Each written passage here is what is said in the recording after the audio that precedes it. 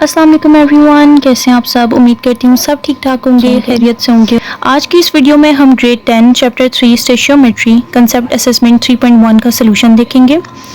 Concept assessment 3.1 आप लोग देख सकते हैं, मैंने यहाँ लिख ली हुई है। इसमें हमें ये कहा जा रहा है कि ammonia is an important raw material in the manufacture of fertilisers.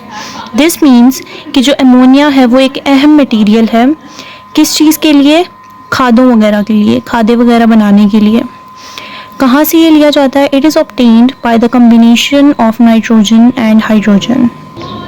Nitrogen and hydrogen के कम्बिनेशन से ये लिया जाता है as shown by the following balanced equation. हमें यहाँ पे एक बैलेंस्ड इक्वेशन गिवन की गई है जिसकी मदद से हम नाइट्रोजन और हाइड्रोजन के मोल्स फाइंड करेंगे। नेक्स्ट हमें वो यही कह रहे हैं कि how many moles of the following are required to manufacture 8.0 moles of the ammonia. यहाँ पे हमें जो 8.0 मोल्स हैं वो किसके गिवन है? अमोनिया के गिवन है। अब वो हमें पहले ए पार्ट में कह रहे हैं कि नाइट्रोजन के मोल्स फाइंड करें।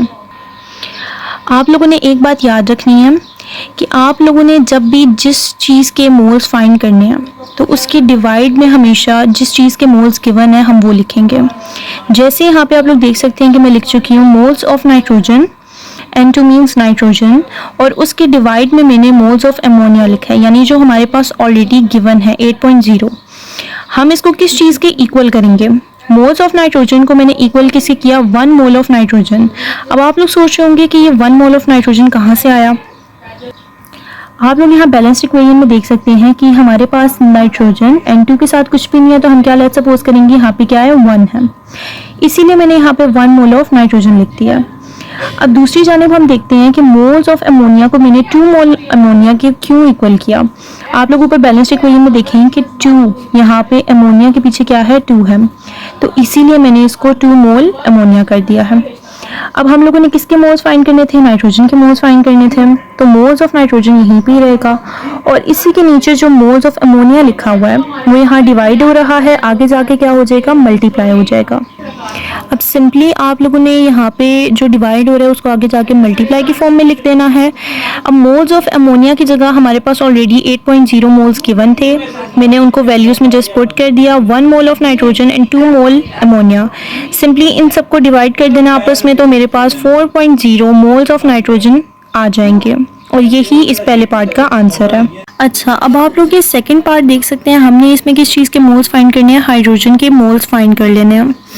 अब मोल्स ऑफ हाइड्रोजन और उसके डिवाइड में हम क्या लिखेंगे? जिसके मोल्स गिवन है, ये मैंने आपको ए पार्ट में गाइड दिया है। मोल्स ऑफ अमोनिया लिखने के बाद हमने इसको किस चीज़ के इक्वल करना है? 3/2 के। अब आप लोगों ने बैलेंस इक्वेशन में से देखना है, जैसा कि आप लोग ये देख सकते हैं कि हाइड्रोजन हमारे पास जो गिवन है उसके पीछे क्या लिखा हुआ है? 3, और जो अमोनिया है उसके पीछे क्या लिखा हुआ है? 2। इसी वजह से यहाँ पे मैंने 3/2 3 moles of hydrogen and 2 moles of ammonia की इसको इक्वल कर दिया है।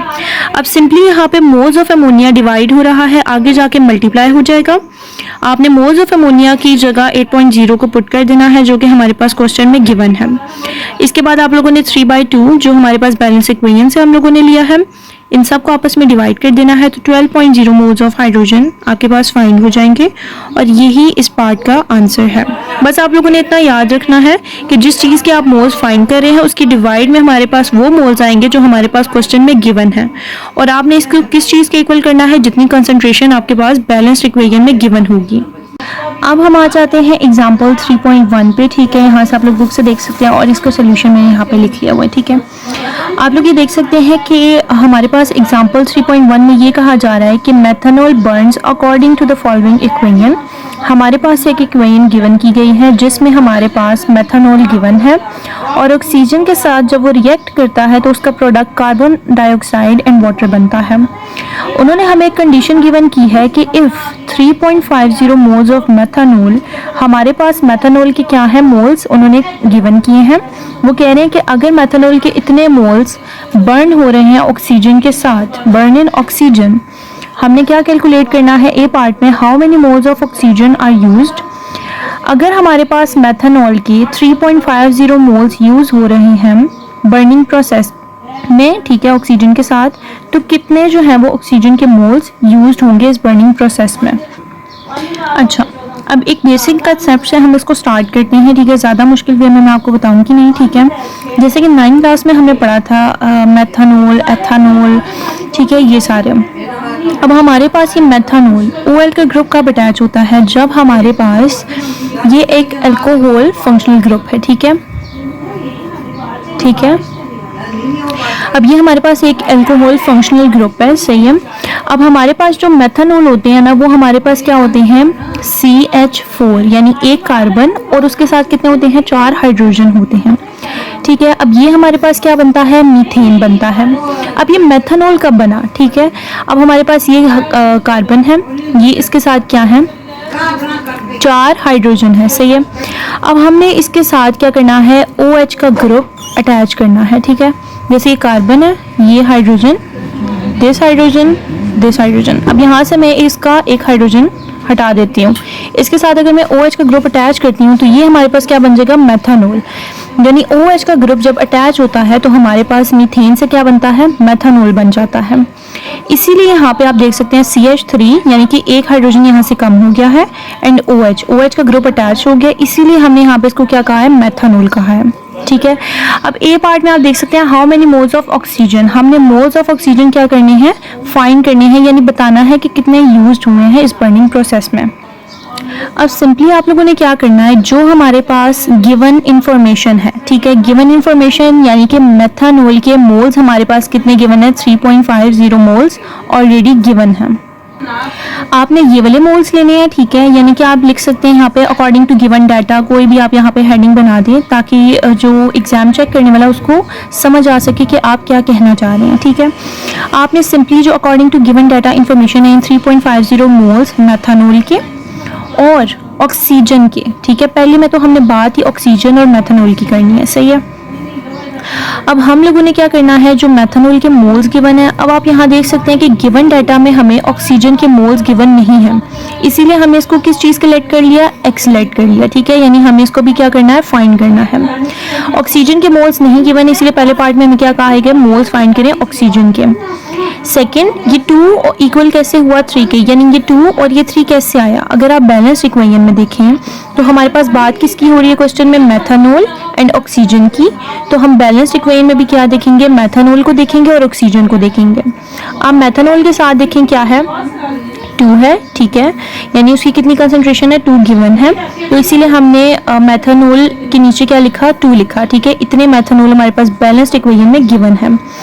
इसको इक्वल मैंने 3 के क्यों किया है? क्योंकि ऑक्सीजन की हमारे पास कितनी कंसंट्रेशन गिवन है? 3। बैलेंस्ड इक्वेशन से आप लोगों ने इसको देखना है, ठीक है, इसीलिए मैंने यहाँ पे क्या लिख दिया है? 3। सिंपली इसके बाद आप लोगों ने इसको क्रॉस मल्टीप्लाई कर लेना है, यानी 3 मल्टीप्लाई होगा 350 के साथ, एंड ये क्या हो जाएगा? 2x के साथ मल्टीप्लाई होगा तो क्या हो जाएगा? 2x। ये जब इन दोनों को आपस में मल्टीप्लाई किया तो 10.5, यहाँ 2 मल्टीप्लाई हो रहे हैं, यहाँ जाके डिवाइड हो जाएगा। सिंपली सॉरी, यहाँ पे हमारे पास क्या आएगा? x नहीं आएगा, 2 आएगा। जब इन दोनों को आपस में डिवाइड करेंगे तो हमारे पास 5.25 मोल्स आ जाएंगे, और ये किस चीज़ के मोल्स हैं? मोल्स ऑफ ऑक्सीजन हैं। अच्छा जी, तो अब आते हैं हम इसके बी पार्ट की तरफ। How many moles of water are produced. अब हमने ये बताना है कि कितने मोल्स ऑफ वाटर हैं वो प्रोड्यूस्ड होंगे इस बर्निंग प्रोसेस में, ठीक हो गया। अब सिंपली हम लोगों ने क्या करना है?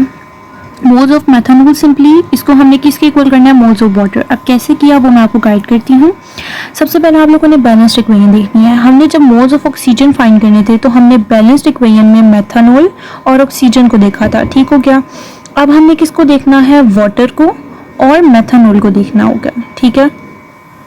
अब हमारे पास जो बर्न हो रहा है ना वो एक ही हो रहा है, मेथनॉल, ठीक है। मेथनॉल पहले ऑक्सीजन के साथ होगा, फिर मेथनॉल को वाटर के साथ करके वाटर देखेंगे कितना प्रोड्यूस्ड होता है, और पहले पार्ट में हमने देखा ऑक्सीजन कितना यूज्ड हुआ, ठीक हो गया। अब यहाँ पे आप देखें, अगर बैलेंस्ड इक्वेशन में, ठीक है, जो हमारे पास एक इक्वेशन गिवन है उसमें अगर मैं मेथनॉल देखूँ तो उसके साथ कितनी कंसंट्रेशन गिवन है? 2। जैसे हमने इसमें लिखा था 2, वैसे ही अब हम इसमें भी क्या लिख लेंगे? 2 लिख लेंगे। हमने इसको इक्वल 4 किस तरह से किया? अब इस बैलेंस्ड इक्वेशन में मैं क्या देखूंगी? वाटर के साथ कितनी हमारे पास कंसंट्रेशन गिवन है? 4 गिवन है, ठीक है। तो इसीलिए इसको मैंने किसके इक्वल किया, 4 के इक्वल कर दिया। अब मेरे पास गिवन डाटा में मेथनॉल के मोल्स गिवन थे, ठीक है, जैसा आप लोग ये देख सकते हैं 3.50 मोल्स ऑफ मेथनॉल हमारे पास गिवन डाटा में जो है ऑलरेडी उन्होंने गिवन किए थे, ठीक है। 3.50 हम लिख देंगे, इक्वल कर देंगे x। अब यहाँ पे मैंने इसको x लेट क्यों किया, जैसे हमने ऊपर ऑक्सीजन के मोल्स फाइंड करने थे, ठीक है, तो गिवन डाटा में हमारे पास तो मोल्स ही नहीं गिवन थे, ठीक है, वो तो हमने बैलेंस्ड इक्वेशन से 3 लिखा था, इसीलिए मैंने ऑक्सीजन को क्या कर लिया था, x लेट कर लिया था। इसी तरीके से हमारे पास जो वाटर है वो बैलेंस्ड इक्वेशंस में तो गिवन ही गिवन है, लेकिन जो मोल्स उसके हमारे पास गिवन डाटा में है वो गिवन नहीं है, इसीलिए मैंने इसको क्या कर लिया, x लेट कर लिया। सिंपली अब हम लोगों ने क्या करना है, इसको क्रॉस मल्टीप्लाई कर देना है, 2x के साथ मल्टीप्लाई होगा, 4 3.50 के साथ, इन सबको डिवाइड करना है, यानी इसको इसके साथ मल्टीप्लाई किया 14 आ गया, इसको इसके साथ किया तो 2x, यहाँ मल्टीप्लाई हो रहा है 2, यहाँ जाके क्या हो जाएगा डिवाइड, तो 2 1 2 2 7 14, x इक्वल टू 7। तो ये किसके मोल्स है, moles of water equal to 7। यही इस पार्ट का सोल्यूशन भी है। अगर आपको कोई भी क्वेरी है, किसी भी क्वेश्चन को लेकर कोई मसला है, तो आप मुझे कमेंट सेक्शन में बता सकते हैं, मैं ज़रूर आपको गाइड करूँगी। बाकी अपनी दुआओं में याद रखें, चैनल को सब्सक्राइब करना बिल्कुल भी ना भूलें। मिलते हैं नेक्स्ट वीडियो में। अल्लाह हाफिज़।